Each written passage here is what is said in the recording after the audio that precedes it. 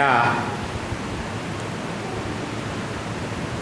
তারা কি করছে? তাদের উৎসব তারা পালন করছে, কিন্তু আমাদের হতভাগা মুসলমান তাদের উৎসবে শরীক হয়ে যাচ্ছে, সহযোগিতা করছে। শ্রোতাবৃন্দ, তাদের উৎসবে না গেলেও হয় না, যেতেই হবে, না গেলে আর দিন চলবে না। বড় দুঃখ লাগে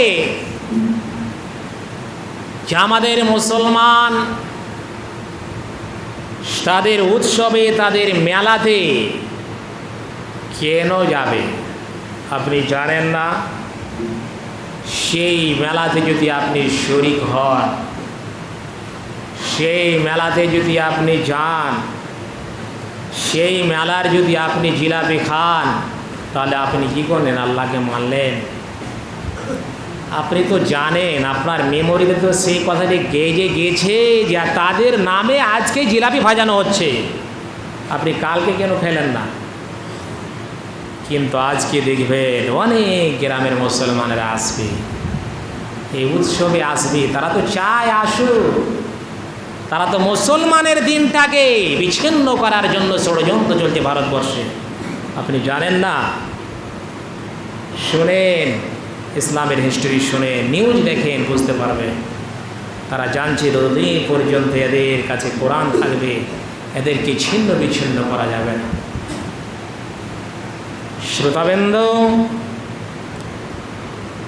এই মেলা, এই উৎসব, ইসলামী রাষ্ট্রতে যদি কোনো হিন্দু থাকে, অবৈধ থাকে, খ্রিস্টান থাকে, সেই মুসলমান রাষ্ট্রের যে প্রধানমন্ত্রী হবে তার দায়িত্ব হলো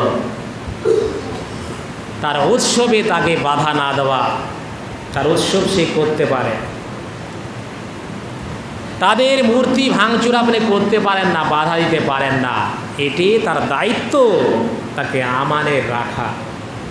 এটাই হলো নবীর আদেশ।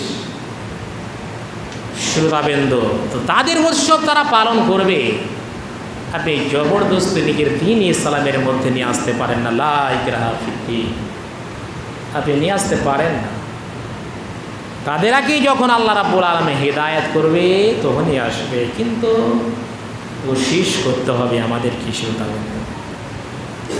কোশিশ করতে হবে, বলতে হবে, কিন্তু তাদের ধর্ম থেকে আমরা সহযোগিতা করব, তাদের উৎসব আমরা খুশি মানাবো, সেটি শরীয়ত অনুমতি দেয় না।